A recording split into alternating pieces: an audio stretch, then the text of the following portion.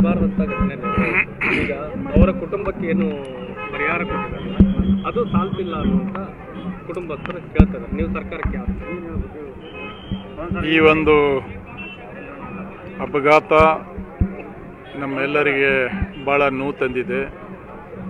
ಆಕಸ್ಮಿಕವಾಗಿ ಈ ಒಂದು ಆಕ್ಸಿಡೆಂಟ್ ಆಗಿದೆ.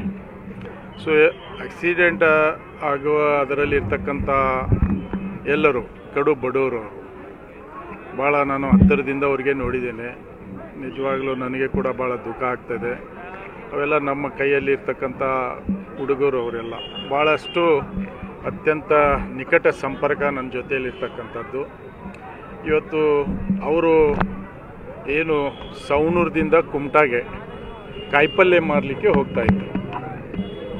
ಆ ಸಂದರ್ಭದಲ್ಲಿ ಅರ್ಬೈಲ್ ಘಾಟ್ನಲ್ಲಿ ಆ ವೆಹಿಕಲನ್ನು ಆಕ್ಸಿಡೆಂಟ್ ಆಗಿ ಸುಮಾರು 10 ಜನ ಮರಣ ಹೊಂದಿದ್ದಾರೆ. 12 ಜನ ಕಿಮ್ಸ್ನಲ್ಲಿ ಅಡ್ಮಿಟ್ ಆಗಿದ್ದಾರೆ. 12ರಲ್ಲಿ ಒಂದು 7-8 ಜನಕ್ಕೆ ಮೇಜರ್ ಇಂಜೂರ್ಡ್ ಆಗಿದೆ. ಅದರಲ್ಲಿ ಒಬ್ಬರಿಗೆ ಭಾಳ ಸೀರಿಯಸ್ ಇದೆ. ಮತ್ತು 2-3 ಜನಕ್ಕೆ ಮೊಳೆ ಮುರಿದಿದೆ. ಅದೆಲ್ಲ ನಾನು ಕಿಮ್ಸ್ಗೆ ಹೋಗಿ ನೋಡಿಕೊಂಡು ಅಲ್ಲೆಲ್ಲ ಡೈರೆಕ್ಟ್ರಿಗೆ ಡಾಕ್ಟರ್ಸ್ಗೆ ಮಾತಾಡಿ ಬಂದಿದ್ದೇನೆ. ಬೆಳಗಿನ 4 ಗಂಟೆಗೆ ನನಗೆ ಸುದ್ದಿ ತಿಳಿತು. ನಾನು ನಮ್ಮ ಇಂಧನ ಸಚಿವರ ಜೊತೆ ಬಾಗಲಕೋಟೆ ಮತ್ತು ಬಿಜಾಪುರ ಪ್ರವಾಸದಲ್ಲಿದ್ದೆ. ಅಲ್ಲೇ ಬಾಗಲಕೋಟದ ರಿವ್ಯೂ ಮುಗಿಸ್ಕೊಂಡು ಇಂಧನ ಸಚಿವರ ಗಮನಕ್ಕೆ ತಂದು ನಾನು ಅಲ್ಲಿಂದ ವಾಪಸ್ ಬಂದೆ. ಈ ಘಟನೆ ಮರೆಯಲಾರದಂಥ ಘಟನೆ ಆಗಿದೆ.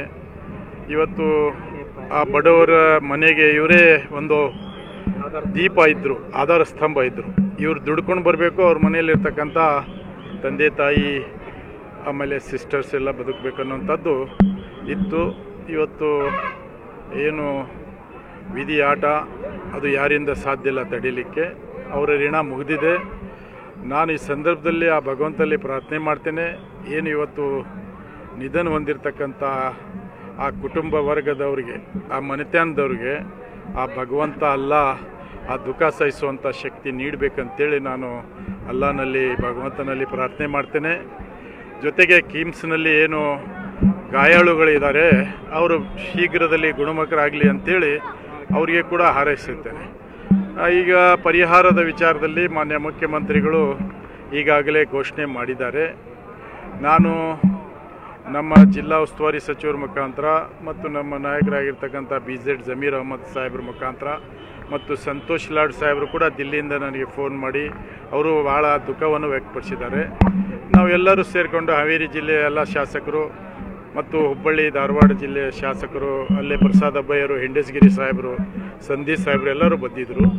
ಎಲ್ಲರೂ ಸೇರಿಕೊಂಡು ಹೆಚ್ಚಿನ ಈ ಬಡ ಕುಟುಂಬಗಳಿಗೆ ಪರಿಹಾರ ಕೊಡಿಸುವಂಥದ್ದು ಪ್ರಾಮಾಣಿಕ ಪ್ರಯತ್ನ ಮಾಡ್ತೀವಿ. ಜೊತೆಗೆ ಇಲ್ಲಿ ತಿಳಿದು ಬಂದಿದೆ ಅವರಿಗೆ ಮನೆಗಳು ಇಲ್ಲ. ಆ ಮನೆಗಳನ್ನು ಕೊಡಿಸುವಂಥದ್ದು ಒಂದು ವ್ಯವಸ್ಥೆ ಮಾಡಲಿಕ್ಕೆ ನಾನು ಪ್ರಯತ್ನ ಮಾಡ್ತೇನೆ. ಜಿಲ್ಲಾಧಿಕಾರಿ ಅವ್ರ ಜೊತೆ ಮಾತಾಡಿ ಏನೇನು ನಮ್ಮ ಸರ್ಕಾರದಿಂದ ಕೊಡುವ ಸೌಲಭ್ಯಗಳು ಏನಿದ್ದಾವೆ ಎಲ್ಲ ಒದಗಿಸುವಂಥ ಪ್ರಾಮಾಣಿಕ ಪ್ರಯತ್ನ ನಾನು ಕೂಡ ಮಾಡ್ತೇನೆ. ಈಗಾಗಲೇ ನಮ್ಮ ಮುಖ್ಯಮಂತ್ರಿಗಳು ಪರಿಹಾರ ಘೋಷಣೆ ಮಾಡಿದ್ದಾರೆ. ಇನ್ನೂ ಹೆಚ್ಚಿನ ಪರಿಹಾರ ಕೊಡಿಸ್ಬೇಕನ್ನುವಂಥದ್ದು ನಂದು ಒಂದು ಸಂಕಲ್ಪ ಆಗಿದೆ. ಆ ಹಿನ್ನೆಲೆಯಲ್ಲಿ ಆ ಬಡ ಕುಟುಂಬಗಳಿಗೆ ಹೆಚ್ಚಿನ ಪರಿಹಾರ ಕೊಡುವಂಥದ್ದು ಮಾಡ್ತೇನೆ. ಆ ಬಡ ಕುಟುಂಬಕ್ಕೆ ಆ ದುಃಖವನ್ನು ಸಹಿಸುವಂಥ ಶಕ್ತಿ ಭಗವಂತ ನೀಡಲಿ ಅಂತೇಳಿ ಮತ್ತೊಮ್ಮೆ ಪ್ರಾರ್ಥನೆ ಮಾಡ್ತೇನೆ. ಧನ್ಯವಾದಗಳು. ಓಕೆ.